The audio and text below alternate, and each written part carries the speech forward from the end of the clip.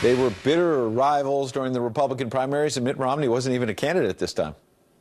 Donald Trump is a phony, a fraud. His promises are as worthless as a degree from Trump University. We had a party that was obsolete. We had a party. Mitt Romney couldn't run for dog catcher. This guy was a disaster. But now Fox News first reported that the president-elect may tap Mitt Romney for Secretary of State if he issues some sort of a public apology. So what's the likelihood of a Mitt mea culpa? Joining me now, Patrick Griffin. He's a Republican strategist and consultant who worked on Mr. Romney's presidential campaign. It's good to see you, and I wonder what you think about all this speculation that if Mitt Romney wants to be Secretary of State and gets the nod over someone like Rudy Giuliani, who's a loyalist to Donald Trump, he's going to have to do it on bended knee. You know, Ed, I don't know about that. Look, I think that there are apologies and there are apologies. I can see that obviously if the president-elect makes a decision to appoint Governor Romney, that there are ample opportunities for the person to show their interest, which I think Governor Romney has done. But more importantly, we have not seen this before, right? We've seen this in politics on both sides. Sure. Go back to recent history, to the Jack Kennedy-LBJ relationship. Look at George W. Bush and Ronald Reagan, the voodoo economics comments, and Reagan suddenly made Bush his vice president. This goes on and on and on. The rhetoric of the campaign is different than the practicality of governing.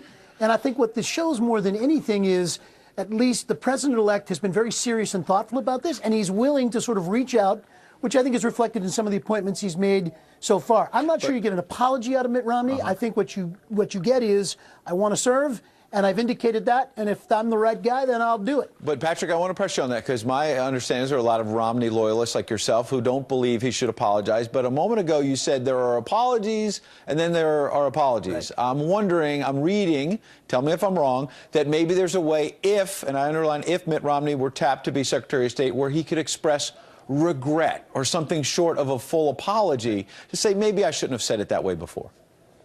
Sure.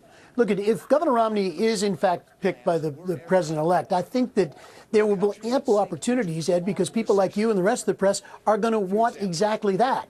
So the question is, how far does he go with this? I'm sure this is something that was discussed at that meeting in New Jersey last week.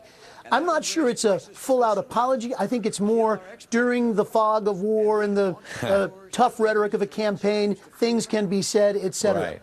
I think it's very, very important that Governor Romney make it clear. He wants to serve this administration, and I believe he's more than capable of doing that. Apparently, the president-elect, at least in terms of consideration, does as well. Quickly, I want to get to the fact that people very senior in the Trump camp, though, seem skeptical of Governor Romney. Kellyanne Conway taking time out from Thanksgiving to say, receiving deluge of social media and private communications already Romney. Some Trump loyalists warn against Romney as Secretary of State. She added Kissinger and Schultz as secretaries, flew around the world less, consulted the president close to home, and were loyal. Good checklist. Emphasis there, Patrick, on the word loyal. If he's picked, is this going to be something hanging over Romney's head? I'm not sure. Look, I think the most important thing that can happen here, after campaigns, and I don't care whether they're presidential campaigns that I've been involved with, Senate races, governor's races, I find that candidates tend to forget things faster than staffs. It's not uncommon that the person who's burdened with the idea of governing has to make the kind of choice to assemble a government that will make his administration, her administration, work best. Sometimes that's hard for staff to get over. I have great respect for Kellyanne Conway. I think she's an incredibly smart person. But there's a little hurt and anger here, which is understandable. At the end of the day, though, at the end of the day, Donald Trump has shown, as president-elect, that he is in the mood now to govern, that the campaign is over. And the very fact that he's considering Mitt Romney, I think, is a very encouraging sign for all parts of the GOP. I think you're onto something there, that maybe there's something about regret during the fog of war, and then maybe he hopes he gets the job. We appreciate your insight this morning, Patrick Griffin. Thanks, Ed. Meanwhile, losing a loved one is obviously hard, especially when it's a socialist dictator who oppressed his people and let children starve. Just ask the mainstream media.